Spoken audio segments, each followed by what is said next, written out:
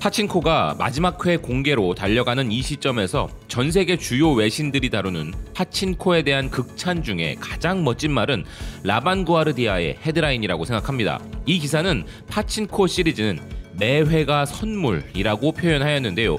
실제로 해외 드라마 커뮤니티에서는 매 회가 공개될 때마다 이 드라마에 대한 회차별 감상평들이 따로따로 올라오고 있을 정도로 큰 화제가 되고 있습니다. 인도의 텔레그래프 인디아의 표현도 눈에 띄는데요. 스트리밍 서비스 업계를 강타한 최고의 드라마인 파친코는 역사와 연결되어 매우 복잡한 부분이 있으며 세계적으로 자주 언급되지 않는 시대, 즉 한국, 일본 간의 식민지 역사에 대한 부분을 다루고 있고, 이는 생존자들에 대한 불굴의 찬사라고 표현하였는데요. 그 밖에도 파친코는 세계 애플TV 플러스 시청자들은 물론 로튼토마토를 비롯하여 톰스 가이드 등의 매체들과 수많은 비평가들의 리뷰에서 찬사를 받고 있는 것도 물론입니다. 그 밖에도 스페인의 미디어 분석 매체 엘 콤피덴시알 디지털은 파친코가 2022년 상반기 최고의 드라마라면서 파친코를 통해 새로운 한국 드라마를 만난다고 언급했는데요. 심지어 드라마 공개 당시 골드더비는 파친코에서 열연한 윤여정 배우에 대해 주목하면서 파친코가 에미상으로 가는 길에 평론가들의 찬사를 획득 중이라고 표현한 적도 있었습니다. 아시겠지만 에미상은 미국을 대표하는 방송계 최대의 행사로서 1949년부터 시작한 역사와 전통을 가진 시상식이죠. 이 부분에 대해 기사는 오스카의 영예를 아는 바 있고 SAG, 바프타에서 상을 수상한 윤여정 배우가 파친코를 통해 또 다른 트로피를 품에 안기 위해 돌아올 수 있다면서 이번 작품에서도 평단에게 극찬을 받고 있다 전하고 있습니다. 그리고 실제로 윤여정 배우는 이 드라마가 공개되기도 전부터 에미상의 여우주연상 후보 12위에 올라 놀라움을 선사한 바 있었는데요.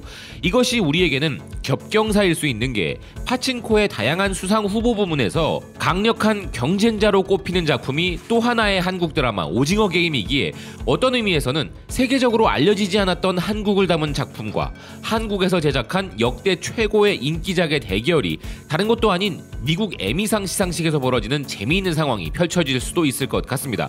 하지만 전 세계가 열광하는 이 파친코라는 작품을 유독 어떤 한국가만이 철저히 외면하고 있는데요. 그들 특유의 어투로 이것은 날조다, 없는 역사다, 또 반일인가 하는 반응이 주류를 이루는 나라, 그리고 그렇게 공격적인 반응이 아니더라도 침묵과 무시로 대응하고 있는 그 나라는 바로 일본이죠. 애플이라고 하면 전 세계에서 가장 매니아층이 두터운 국가 중 하나가 일본인데 유독 이 애플 드라마에 대해서는 철저히 외면 중인 것인데요. 근데 일본이 자국 내에서 드라마에 대해 침묵하는 것만으로는 그들이 감추고자 하는 것이 덮어지지 않고 있으니 그 이유는 바로 주요 외신들이 일본의 침묵에 대해 주목하고 있기 때문입니다. 영국의 가디언은 인기 TV 시리즈 파친코가 일본에서만 침묵을 만난 이유라는 기사에서 이 드라마가 보편적인 이주자들의 이야기를 다루면서도 여전히 남아있는 한일 간의 불편하고 쓰라린 역사적 부분을 상기시키기에 그렇다는 것인데요. 그리고 기사는 역사수정주의자들인 일본 우익들의 현재 진행 중인 다양한 만행에 대해서도 꼬집고 있습니다. 미국의 버라이어티지는 특히나 7화의 경우 원작과 크게 다른 내용이 추가된 부분에 주목하고 있는데요. 일본의 관동 대지진 당시 한국인들이 당한 참혹한 만행에 초점을 맞춘 부분이 등장한다는 것을 보도하고 있습니다. 슬레이트는 더욱 강하게 일본에 대해 꼬집고 있는데요. 애플TV 플러스의 드라마 파친코가 제작되기 100년도 더 전에 시작된 식민지 과거사에 대한 논쟁이 현재도 계속되고 있다고 보도하고 있습니다. 이런 일본의 반응은 당연히 작품 공개 전부터 예상할 수 있는 부분이었습니다만 드라마 파친코를 통해 주목받고 있는 의외의 부분이 또 있는데요. 그것은 바로 우리의 음식과 음식 문화입니다. 미국 복스사의 음식 매체인 이터는 드라마 파친코의 다양한 장면에서 등장하는 한국 음식에 주목했는데요. 방대한 서사시 파친코가 한국 역사를 위한 설명으로 부엌과 접시에 이를 재현하고 있다 전하고 있습니다. 1930년대 부산의 영도 지역에서 1989년 급변하는 도쿄에 이르기까지 80년 동안 한 가족의 이야기를 따라가는 이 드라마의 핵심이 바로 한국 음식이라면서 특정 가족 구성원을 넘어 음식은 이야기의 중심 역할을 한다 전하고 있는데요. 선자의 부모님들이 운영하던 하숙집의 하숙인들이 해산물을 파는 수산물 시장에서부터 선자의 어머니가 흰쌀밥을 짓고 김치를 함께 만들어 오사카 시장에서 파는 모습들에서 음식은 가족들을 부양하는 데에도 도움이 되지만 사랑과 힘 그리고 위안이 되는 장치로 드라마에서 역할을 해내고 있다는 것입니다. 실제 이런 한국 음식과 관련한 장면을 위하여 파친코의 소품 책임자 엘렌 프룬드는 오랜 시간 각 장면의 체계적인 메뉴를 연구하고 구성하였으며 각 장면에 맞는 시대별 조리기구 등은 물론이고 조선 왕조의 한국 판화를 연구하여 시대에 맞는 부엌을 연출하여 전통적인 부분을 되살려내고자 노력했다고 하며 푸드앤컬처 아카데미의 김수진 음식감독과 긴밀히 협력하여 모든 재료와 요리 기술 그리고 밥 한 그릇이 이야기의 중심에 있는 가족을 위해 그 순간에 가능하게 했을 법한 모든 부분을 사실 확인까지 거쳤다는 것인데요. 그래서 계절별 재료나 가난한 사람들과 부자들의 식단 그리고 음식을 준비하는 방법은 물론 먹는 방법부터 사용하는 식기의 종류에 이르기까지 정말 끝도 없이 다양한 우리의 식문화를 배워나갔다는 파친코 소품팀입니다. 실제 드라마를 보면 특정 시기가 아니라 근현대사 모두를 아우르는 격변기의 한국 음식과 그 문화들이 등장하기에 드라마를 본 사람들이라면 이 소품팀의 역할이 얼마나 컸을지 체감할 수 있는데요. 파친코라는 드라마에서 이 어려운 시기를 이겨낸 한국인 이민 가족의 일대기를 음식이라는 관점을 통해 이토록 세밀하게 관심을 기울였다는 것이 놀랍기만 한 부분입니다. 캐릭터 미디어 역시 파친코 드라마에서 주목한 부분이 음식 중심의 사랑인데요.